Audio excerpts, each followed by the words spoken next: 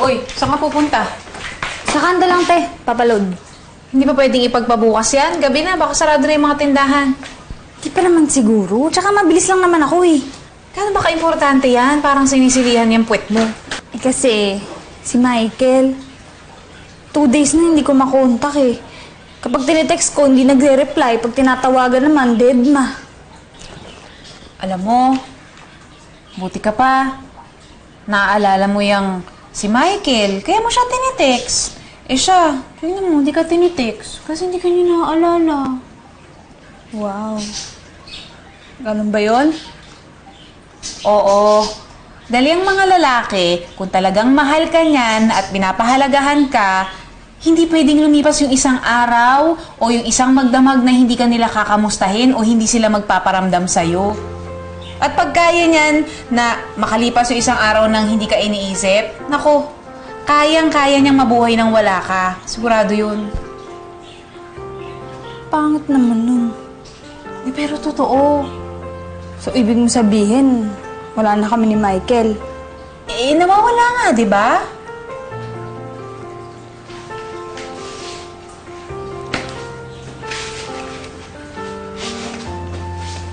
Kaloka.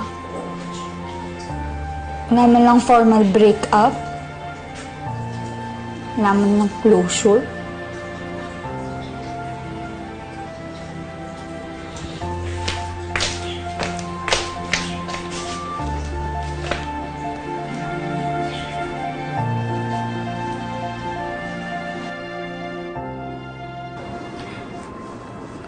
Lord, tulungan niyo naman ako. Hindi ko na po alam gagawin ko eh. Endo na yung contract ko. Tapos, nawala pa yung love life ko. Paano? Kailangan ba talaga sabay-sabay ko mararamdaman lahat ng dagok sa buhay? Di ba pwede humiling na magparamdaman lang sa akin si Michael para naman alam ko yung status namin, makapag-post ako sa FB. Pero kung wala talaga kaming forever, Lord naman, sana mabilis ako makapag-move on. Ha?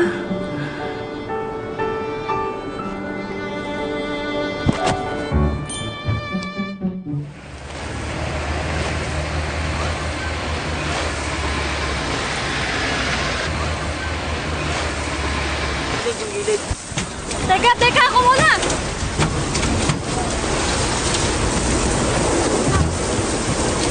Yun ang minitext sa'yo.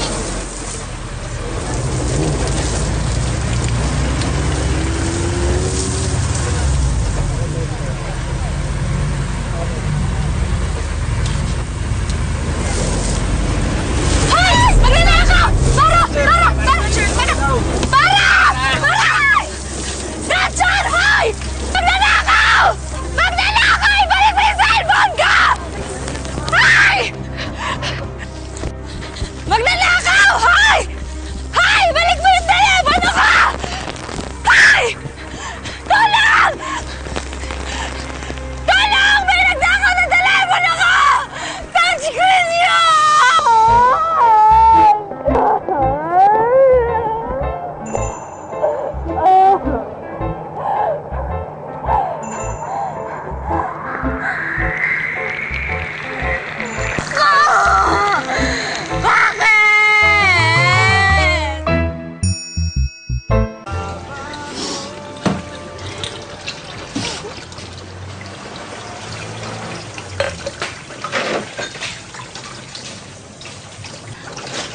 Ate Vanji! Pasensya ka na ha. Hindi na ako nakapag-rex kanina bago ako pumunta dito. Eh kasi nga, wala yung cellphone. Okay lang yan. Huwag ka na umiyak. Wala ka na magagawa dun eh. Niisip ko lang, baka mag-alala yung ate Faye mo. Eh kaya nga dito na ako dumiretso eh, kasi magagalit yun sa akin. Kasi nga, wala na yung cellphone. sabi pa naman yun ng sabi. Huwag kang gagamit ng cellphone sa labas. Delikado ang cellphone. Huwag kang maglalabas ng cellphone. Ayan na nga, totoo. Ako na magte-text sa kanya.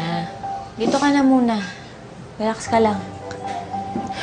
Bakit naman kasi ganun eh.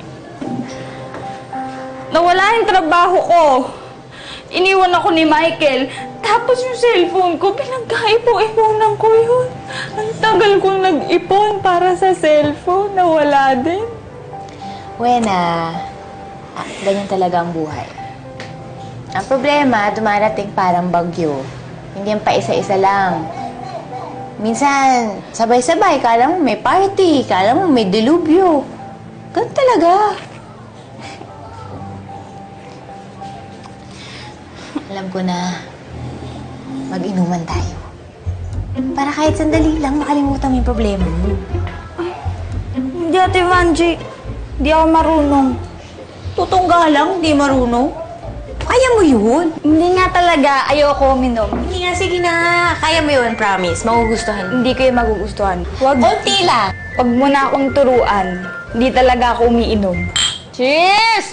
Woo! Kaya ko to. Kaya ko talaga to. Kaya ko. Sarap uminom, no? Nako, alam mo, Ate Vanjie, ang mga lalaki yan. Hate! Hate ko na yung mga yan. Ako, mga mangloloko na yan. Basta ako. Huwag mo. Magmamadre ako. Ikaw? Tsura mo. Bagay. Hindi ka pwede mag-madre. Bakit na naman?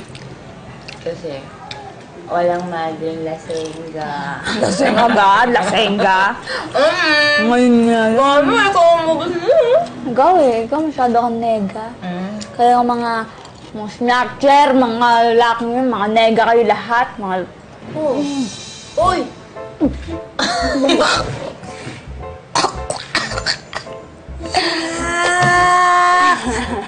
Uy na naman, oh. Hindi pa!